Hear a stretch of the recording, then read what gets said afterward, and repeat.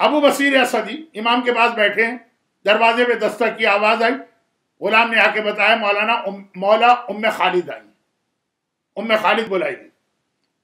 ام خالد دو جملے سن لیجیے۔ نمبر ایک، جب امام زمانہ ظاہر ہوں گے تو امام کے ساتھ کم سے کم 13 یا ایک روایت میں 52 عورتیں بھی ہوں گی۔ کون سے ساتھ میں؟ 313 والے لشکر میں، اتنے چھوٹے سے لشکر میں بھی۔ اور جو باقی لشکر آئے گا وہ تو چھوڑیں، شروع بار پہلا لشکر فرسٹ کال پر، اب وہ کون کون سی عورتیں، ان کے نام نہیں آئے، 9 عورتوں کے نام آئے جن میں ایک ام خالد ہے۔ کوئی شخصیت ہے نا ان کی، کوئی پرسنالٹی ہے نا ان کی، کہ خالی 9 عورتوں کے نام آئے۔ یہ نہیں کہا کہ صرف 9 عورتیں ہوں گی، 52 ہوں گی، 9 کے نام آئے، ان میں ایک ام خالد ہے۔ شاید اس وجہ سے ہیں جو ابھی آپ سن رہے ہیں۔ نمبر 2، چھٹے امام کو ایک بہت بڑے پرابلم کو فیس کرنا پڑا، جو چھٹے کے بعد 7ویں کے زمانے میں اور بڑھ گیا تھا۔ چھٹے امام کے زمانے سے کچھ پہلے تک صاحبان امام شیعان حیدر کرار کنفیوز تھے، ٹکڑوں میں تقسیم ہو گئے تھے، صحیح نظریے سے ہٹ گئے تھے۔ کچھ لوگ محمد حنفیہ کی امامت کے قائل تھے، یہ کہہ کے قائل تھے کہ وہ مرے ہی نہیں ہے، زندہ ہے، جب زندہ ہے تو وہ امام۔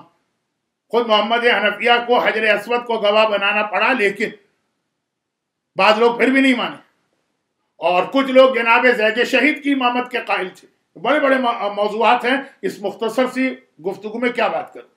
لیکن اس کے بعد پھر چھٹے امام، 5ویں اور چھٹے نے مل کر لوگوں کو جب حق بتایا، صحیح بات بتائی، ہدایت کی، تو آہستہ آہستہ لوگ آنے لگے۔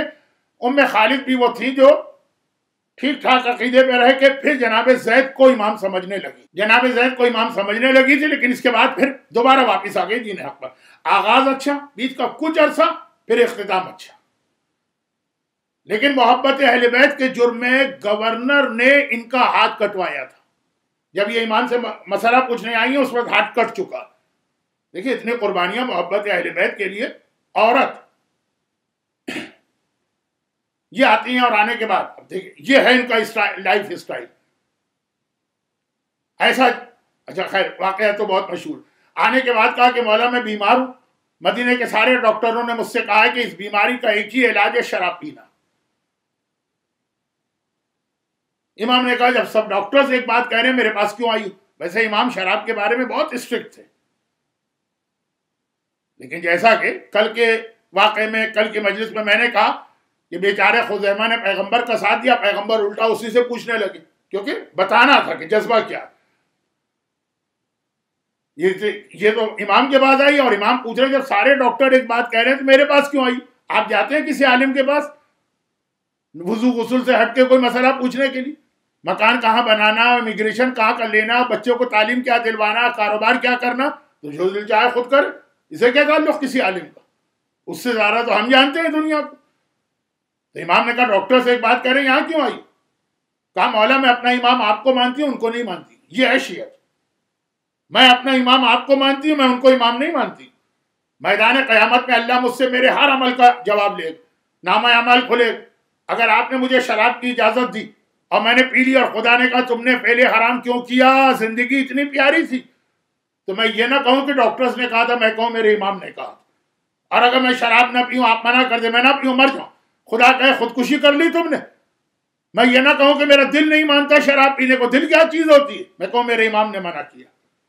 ابو بصیر کہتے ہیں کہ جوش کے عالم میں امام کھڑے ہو گئے، کہا اے ابو بصیر کاش ہمارا ہر شیعہ ایسا بن جائے۔ آج چھٹے امام کی ولادت کا دن، آج جشن ہم منا رہے ہیں چھٹے امام کو۔ چھٹے امام سے یہ وعدہ کر لیں کہ مولا جیسا شیعہ آپ ہم کو بنانا چاہتے تھے ویسا ہم بنیں گے، اپنی حد تک پوری کوشش کریں گے، پھر تو غلطیاں ہو جاتی ہیں۔ ہر شیعہ ایسا بن جائے کہ اپنے ہر عمل میں ہم سے پوچھے کہ کیا کرنا، یعنی ذہن میں یہ ہو کہ قیامت میں خدا جب پوچھے گا کسی بھی عمل کے بارے میں، خدا پوچھے گا داڑھی کیوں منڈوائی، آپ کہیں گے چھٹے امام نے کہا تھا۔ خدا پوچھے گا کل تمہارے بچے کی برتھ ڈے پارٹی تھی، اس میں میوزک کیوں ہوئی، آپ کہیں گے چھٹے امام نے کہا تھا، آپ کہیں گی چھٹے امام نے کہا تھا۔ خدا پوچھے گا کہ فلاں بزنس میں تم نے جھوٹ کیوں بولا، آپ کہیں گے چھٹے امام نے کہا تھا۔ کہ جواب ہے آپ کے پاس؟ یہ جشن کی تقریر نہیں لگ رہی ہے آپ کو، لیکن کیا کروں، اصل جشن وہ ہے کہ امام خوش ہو جائیں.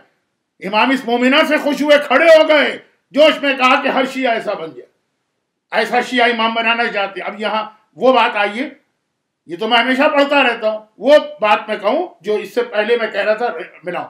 یہ ہمیں پتہ کیسے چلے کہ ہر موقع پر امام ہم سے کیا چاہتے ہیں؟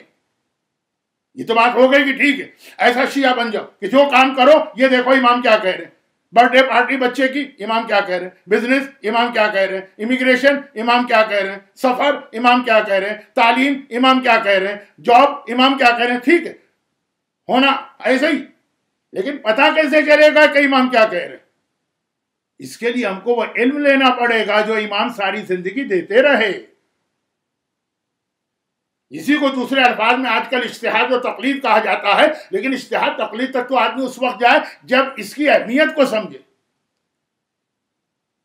ساری زندگی چٹے امام یہی لوگوں کو مسائل بتاتے رہے.